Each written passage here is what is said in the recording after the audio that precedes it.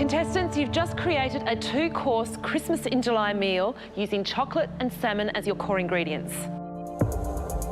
The judges will now taste your offerings. The first Christmas in July that we'd like to experience belongs to Justine and Julie. It's our turn to take our dishes up to the judges for tasting, and I'm really nervous. I'm thinking, please God, this fish has to be cooked perfect.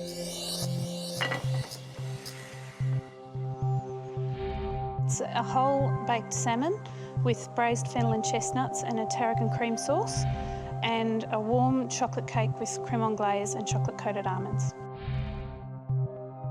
OK, we'll try the salmon first. Yeah, it looks beautiful. It's nice and juicy.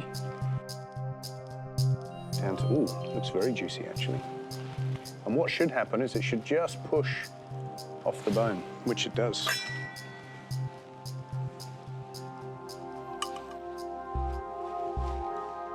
Nicely cooked. Nicely cooked. Now the sauce. Let's try it.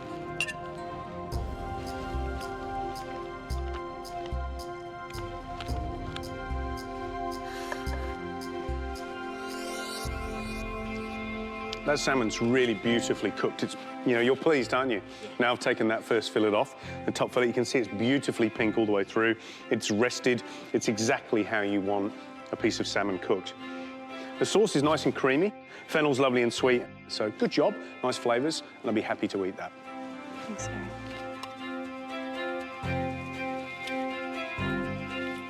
You know, the difficulty in baking a whole fish like that is getting it cooked perfectly, and you've done that, so that's a fantastic effort. Well done.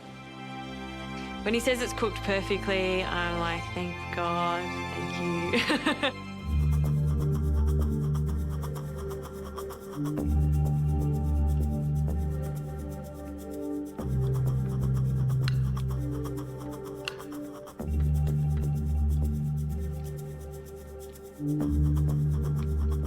Light cake, not too dominant with a strong chocolate flavour. But for me, not really Christmas. Where's the eggnog flavour in the custard? Where's that little spoonful of whiskey or brandy that flambés over the top of the pudding when you serve it? The cake by itself is just a chocolate cake, and Christmas is more than just a chocolate cake. The first course got such great comments, and my course didn't get such great comments, and I think I've done it to Justine again. I've put her in the pressure test again. I'm feeling very nervous hearing the news how well Justine and Julie's fish has come out, because it's a very hard thing to do. I've screwed it up in the past. So yeah, I'm having that sinking feeling right now. We have a whole roasted salmon with fennel and dill with a warm potato salad, and we have a chocolate fondant with a very boozy eggnog.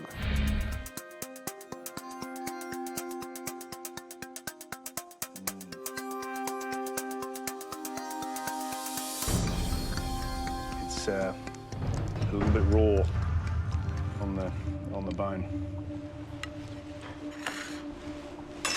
Just how I like it. Happy with that? Yeah. Are you? I'd happily eat that. I'm not. I'm not.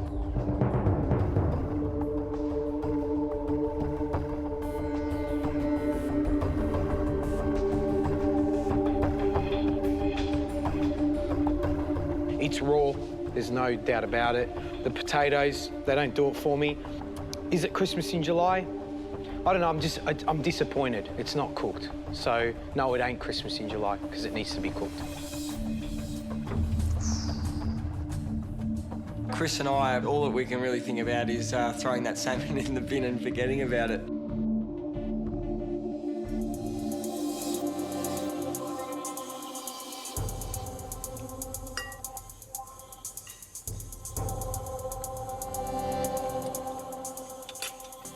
Great idea. Love the sleeve, love the cracking through the chocolate, love that flavour of the eggnog. Loads to like about that pudding. And you've managed to do what Justine and Julie didn't do, which is to bring us a pudding that automatically screams Christmas in a loud voice. The judges made some fantastic comments about our dessert. They love the concept and they really like the eggnog. I honestly don't think it's enough to save raw fish, though. Oh dear. I'm praying that somehow my dessert will go through because the pasta really wasn't cooked. We kind of knew it was going to be a bit of a disaster. Baked salmon lasagna, crispy skin on the top, and rocket and fennel salad. Deep-fried meringue stuffed with chocolate, chestnut puree and orange zest, served with a choc chip cream.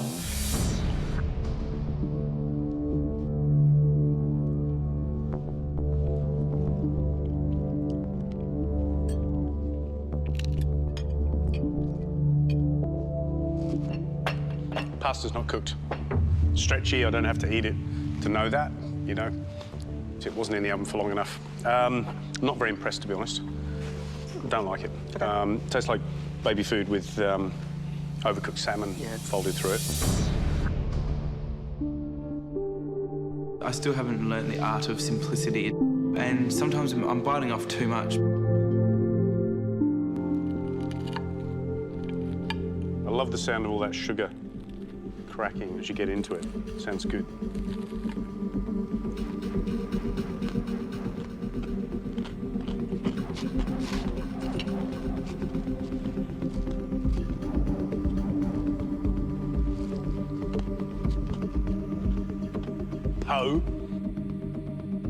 The last time you did it was a completely different recipe.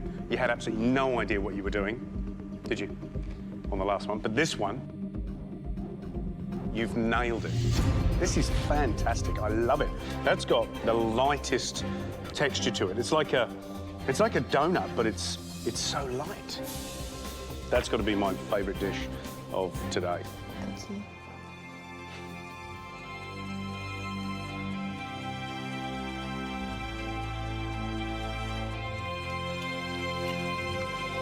This is innovative, it's new to me, it'd be new for a lot of chefs that I know. It's delicious. Congratulations. Thank you, George. That's Christmas for me. I can't think of a way of improving it. And I was kind of really hoping that maybe they could see past Andre's failure with his dish. So I'm thinking we had a bad dish, but we had a really good dish. So maybe that'll pull us through. I don't know. Well, the judges have a pretty hard decision to make. They now must decide which is the winning duo. Unfortunately, they will also be deciding on the bottom two teams who will be facing tomorrow's pressure test, where one of those four individuals will be eliminated.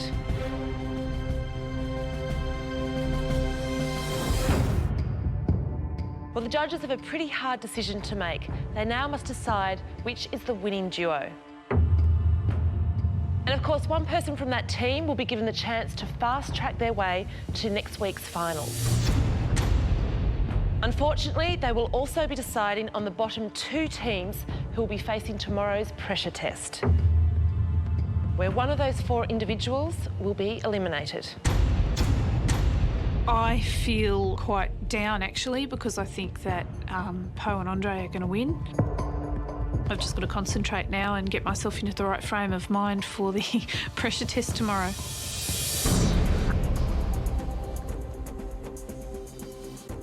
I will now call out some names. If you hear yours, please step forward. Justine. Here we go. Bottom. We're going to the bottom. Julie.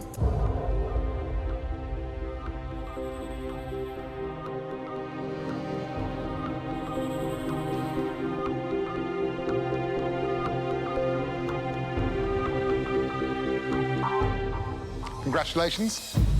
You're our winning team today.